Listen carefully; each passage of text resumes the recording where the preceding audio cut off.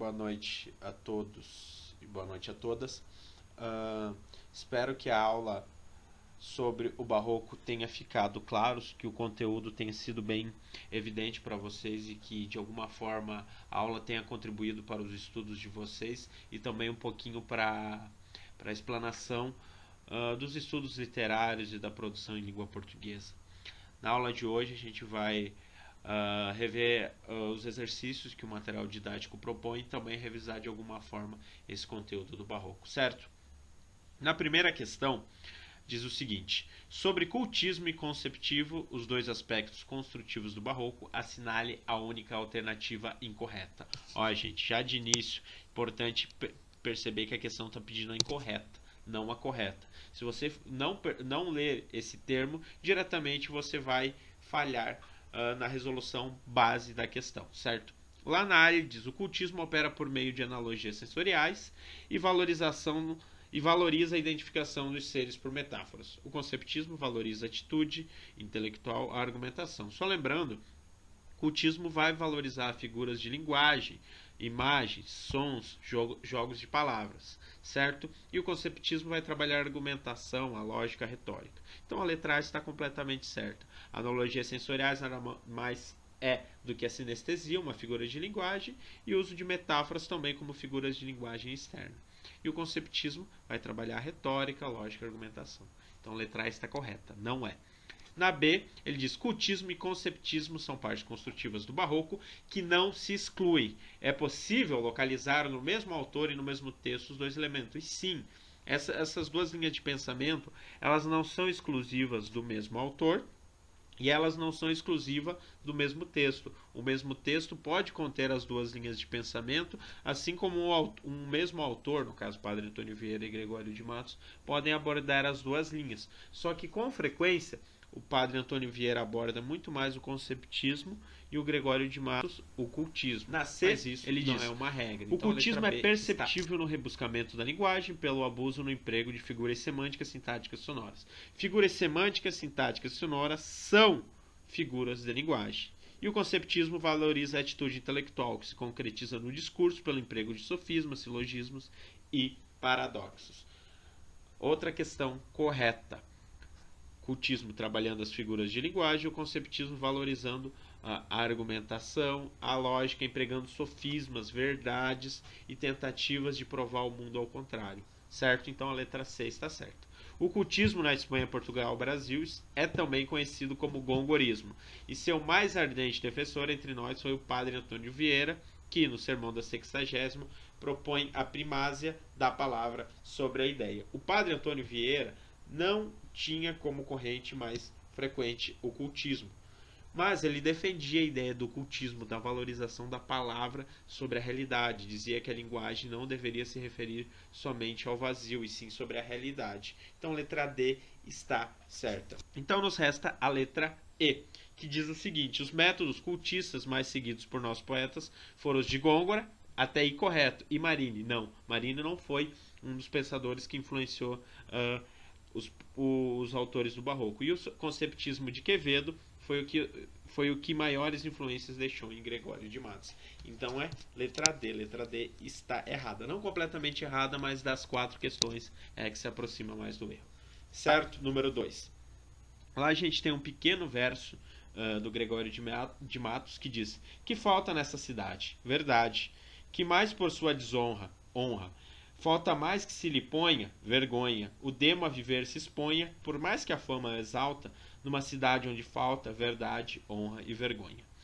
Lembrar um termo: quando ele fala pela falta de fé do gentil, o gentil é uma espécie de pagão, de figura que já perdeu a fé, que já não está mais vinculada ao contexto da crença em si. Então, no poema, ele faz esse uso de jogo verbal, mas ele não fala em momento nenhum dessa figura pagã, dessa poesia religiosa vigente na Bahia do século. Aqui, gente, sobre a poesia neoclássica, ainda não estamos na poesia neoclássica. A poesia neoclássica ela vai adentrar mais para o fim do Barroco, já no arcadismo, que a gente chama de alguma forma o Barroco como neoclassicismo, por retomar um pouquinho do que o classicismo propunha, que eram as figuras dos mitos gregos e romanos, essa influência da cultura greco-romana dentro da poesia no todo, certo? E também a letra dele não fala sobre arrependimento, na verdade ele faz uma crítica muito aberta, nem um pouquinho arrependido disso.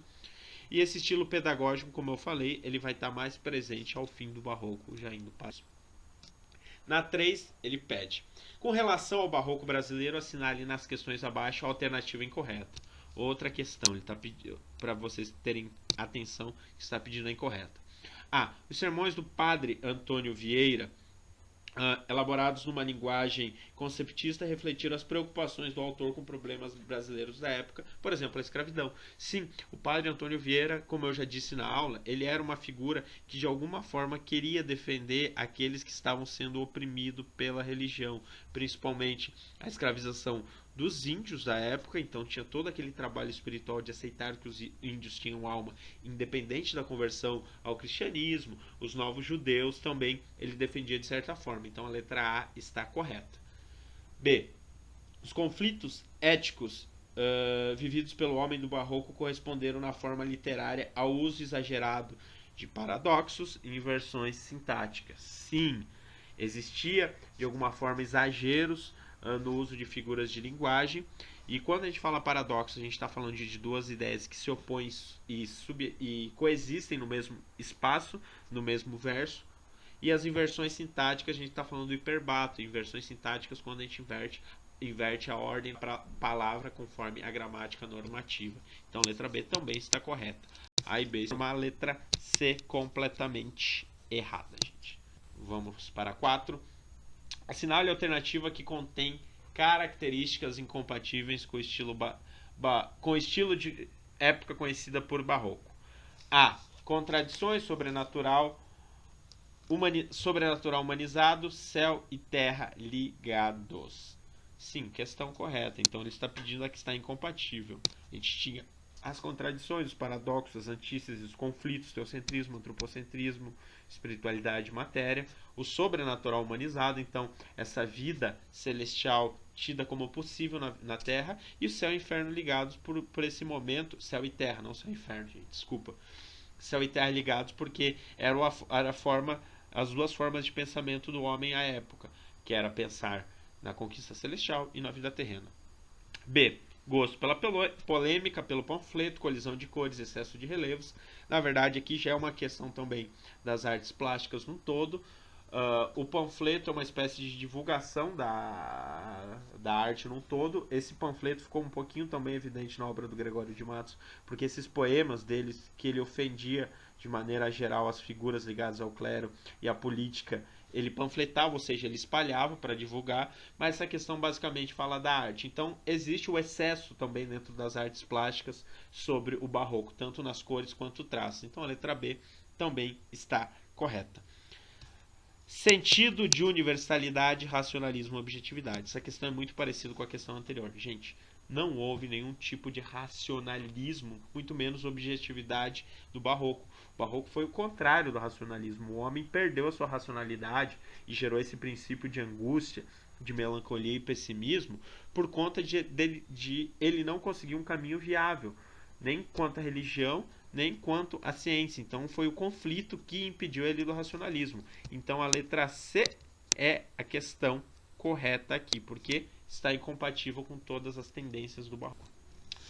Só para complementar, as coisas, pessoas e ações não são descritas, mas apenas evocadas e refletidas através da visão das personagens. Então aqui a gente vai ter também, de alguma forma, esse reflexo da visão que o Gregório de Matos e o padre Antônio Vieira evocavam, tanto seus sermões quanto na sua poética, de não trazer às pessoas as coisas, mas as ações dessas pessoas e o sentido de determinadas coisas no espaço através das representações que eles traziam dentro dos seus textos. E aí, largo sentimento de grandiosidade, esplendor, de pompa e grandeza heróica expresso na tendência, o exagero e nos hiperbólicos. Então a gente aqui, ó, gente, hiperbólico e exagero eram os dois traços do barroco, tanto no pensamento pecador, em tese, e no pensamento celestial. E na 5, outro trecho de um soneto Gregório de Matos, em que ele diz: pequei, Senhor, mas não porque hei pecado. Da vossa piedade me despido, porque tanto mais tenho delinquido, vos tenho a perdoar mais empenhado. Se basta a vós irar tanto pecado, a abrandar-vos sobeja um só gemido, que a mesma culpa que vos há ofendido, vos tem para o perdão lisonjeado. Se uma ovelha perdida e já cobrada, glória, tal e prazer tão repentino, vos deu como afirmais na sacra história. Eu sou, Senhor, a ovelha desgarrada, cobrai-a, e não queiras, pastor divino, perder na vossa ovelha a vossa glória. Então, quando B, resposta correta.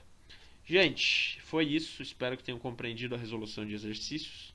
Em breve a gente se vê aí para dar nesse conteúdo. Um beijo, até breve. Tchau.